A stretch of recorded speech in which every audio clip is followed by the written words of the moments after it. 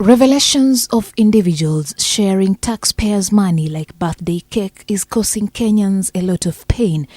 The bitter pill is the faceless individuals behind the entities that pocketed this money.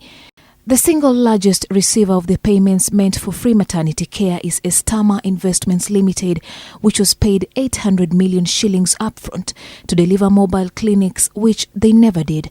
Yet no one can tell who the directors of this company are.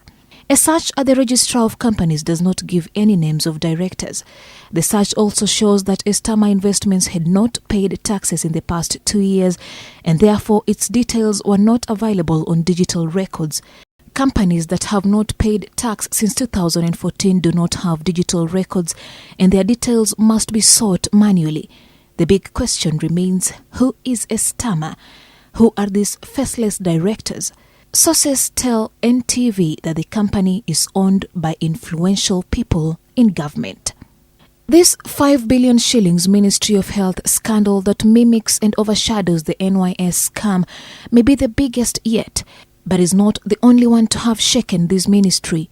Just a few days ago, it was revealed in a shocking indictment that individuals from the Ministry of Health stole from children.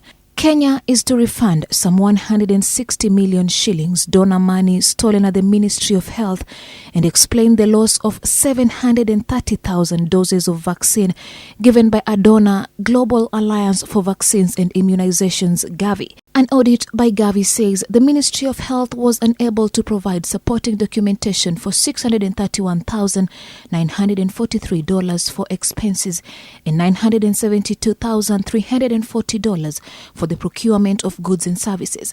The Gavi review further uncovered shortcuts that helped escape scrutiny and oversight by Parliament. It told of loopholes that allowed salary payments to ghost workers and payments for goods that were never delivered.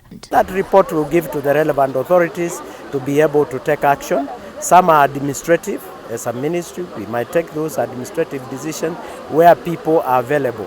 But remember, it happened before devolution.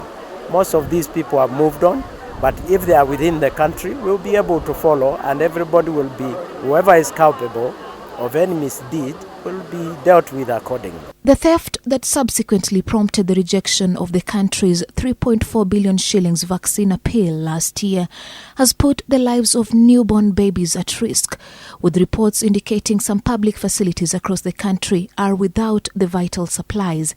Gavi Vaccine Alliance has suspended further funding through the ministry until the mess is satisfactorily cleared. In May this year, there were revelations of another elaborate plan to steal nearly 18.2 million shillings in forged vouchers for fictitious payments by procurement officers in the Ministry of Health. The payments were for stationery, chemicals and reagents in the National Quality Control Laboratory. However, these payments were intercepted by some of the directors of NKCL. Otherwise, 8 companies would have pocketed over 18.2 million shillings. 7 of these companies were purporting to supply chemicals and reagents, while one, Springline Agencies Limited, was to supply stationery worth 795,000 shillings to the government facility. Juma Okande, NTV.